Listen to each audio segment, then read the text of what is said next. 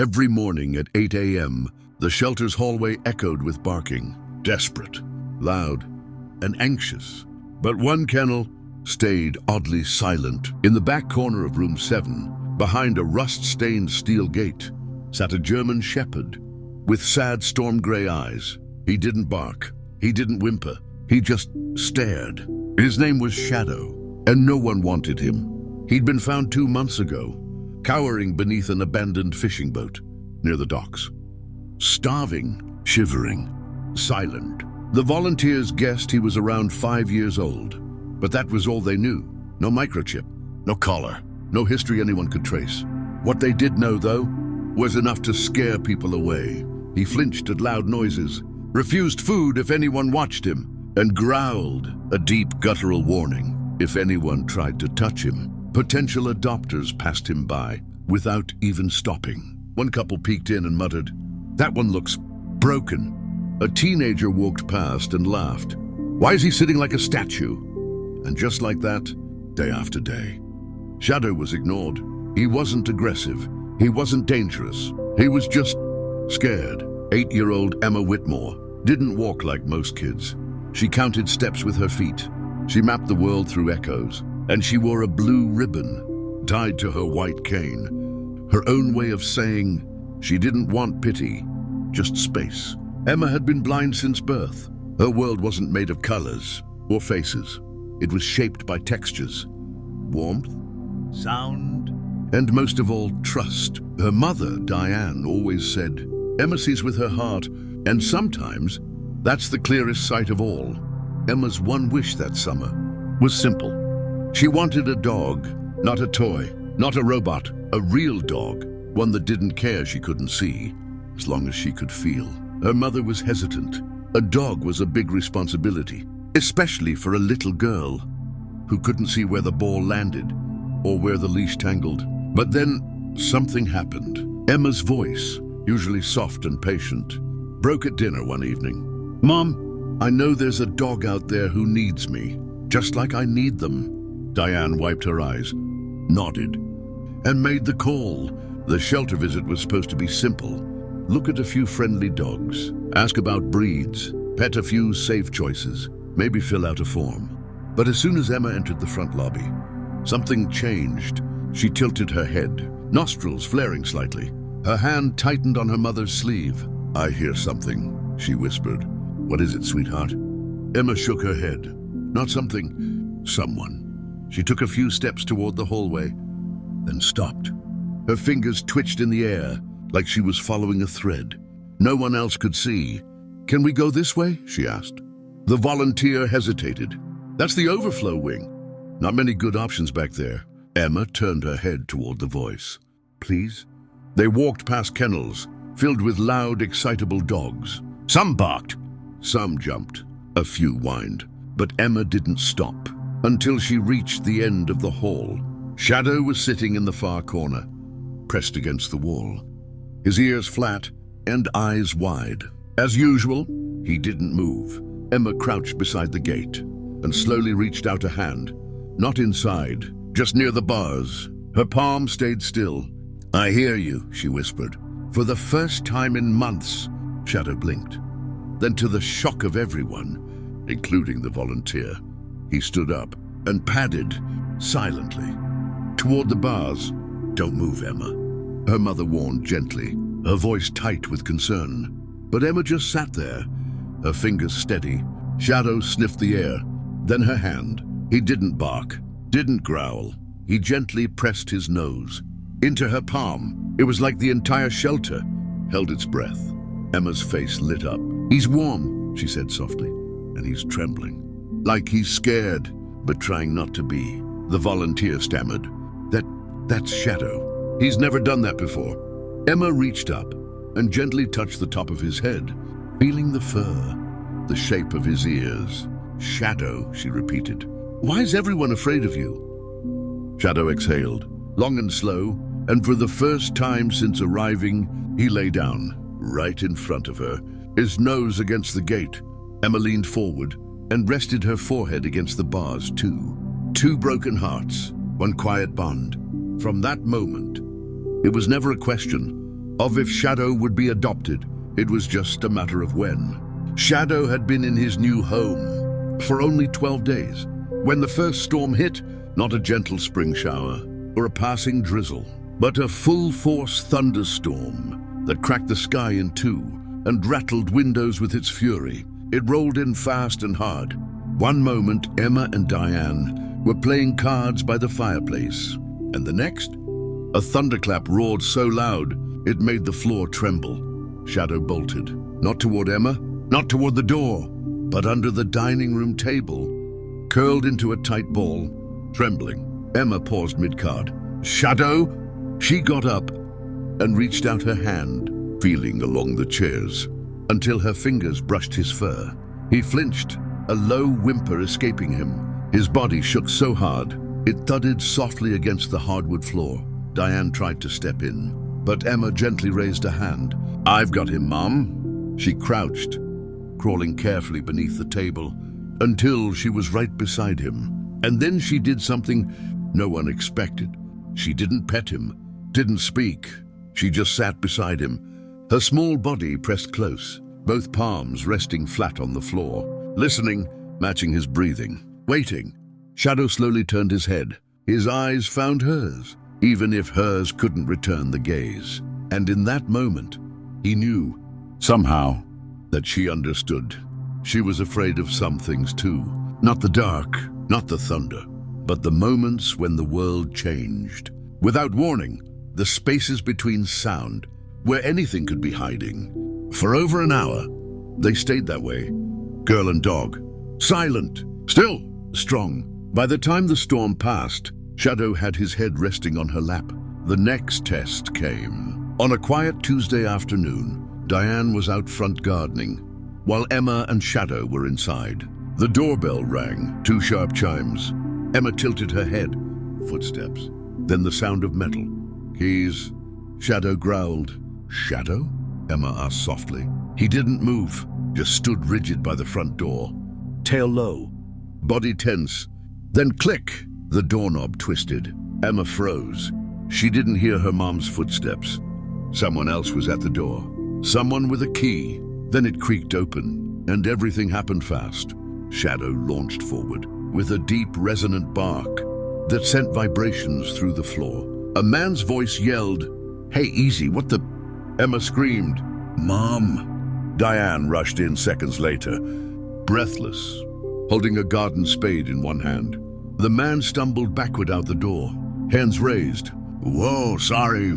I'm the landlord. I was just dropping off the new smoke detector batteries. I texted earlier." Shadow stood between him and Emma, lips curled slightly, not baring teeth, but close. He didn't advance. He didn't bite. He just guarded. Diane pulled Emma close, her voice shaky. "You can't just enter. You have to knock or wait." The man backed away, apologizing again. Later that evening, Diane sat on the couch with a glass of tea, her eyes still wide from the adrenaline. Emma sat beside Shadow, fingers twined in his thick fur. "He knew," she said quietly. "He knew I wasn't safe." Diane nodded. "He'd give his life for you." Emma didn't say anything. She just leaned forward and whispered into Shadow's ear, "You're not a shadow anymore. You're my night." As the weeks turned into months, Shadow began to change. Not quickly, not loudly, but in small, sacred ways. He began to greet visitors, still cautious, but not terrified. He let Emma's friends from school pet his ears, and he even accepted treats from the mailman, though only after a long sniff and a slow tail wag. He learned Emma's rhythms. When she walked with her cane, he followed one pace behind, alert and steady. When she sat in the grass, he'd lie beside her, his body curved protectively against hers. Emma's confidence blossomed. She stopped waiting for her mom to guide her down the porch steps. Instead, she'd say, "Shadow, let's go." And he would lead. He wasn't trained as a guide dog, but he knew her better than any training manual ever could. At school, Emma started reading books aloud in class, her fingers dancing across braille lines, while Shadow lay curled at her feet. And every time someone asked, "What's it like having a blind best friend?" she'd smile and say, "Ask Shadow." He's the one who sees everything. It was bound to happen. One evening, while Diane took out the trash, someone left the side gate unlatched. Shadow slipped out. Maybe it was instinct, a scent, a sound, or maybe some old habit from his life before Emma. When Diane returned inside and called him, silence answered. Shadow, she called again. Emma stood up so fast, she dropped her water glass. He's gone, she whispered. I can't feel him. Panic set in like frostbite. They searched the neighborhood, calling his name. Neighbors joined in. A few posted on social media. Someone even brought out a drone. But hours passed, and still nothing. Emma sat on the porch, silent tears sliding down her cheeks. Her hands rested in her lap. Empty. He's not just a dog, she whispered. He's part of my soul. Diane wrapped an arm around her. He'll come back. Emma shook her head. He didn't run away. Something's wrong, and she was right. By sunrise, the town had come alive with concern. Emma's school principal offered to print flyers. A local cafe posted Shadow's photo on every table. Volunteers gathered with flashlights and thermal drones. But it wasn't until Mr. Callahan, the elderly man who lived near the edge of the woods, called Diane, that things shifted. I heard a bark, he said, late last night. It wasn't a coyote, too deep. Sounded hurt. Diane didn't wait. She grabbed a flashlight and Emma's hand, the two of them, with neighbor Sarah in tow, headed straight for the tree line behind the Callahan property. They called his name as they moved deeper into the underbrush. Shadow! Shadow, it's us. Then just before giving up, Emma stopped. She tilted her head and held her breath, and then she heard it. Not a bark, not a growl, a faint rhythmic thudding. Thump, thump. Pause. Thump, thump. Emma whispered. He's trying to let us know where he is. 10 yards to the left, tucked beneath a fallen branch, lay Shadow. His paw was caught in an old metal trap, rusted and half-buried. Not the hunting kind, an illegal snare, long forgotten by whoever set it. Shadow had stayed silent for hours, bleeding and alone, but when he heard Emma's voice, he started thumping his tail. He hadn't barked. He hadn't howled.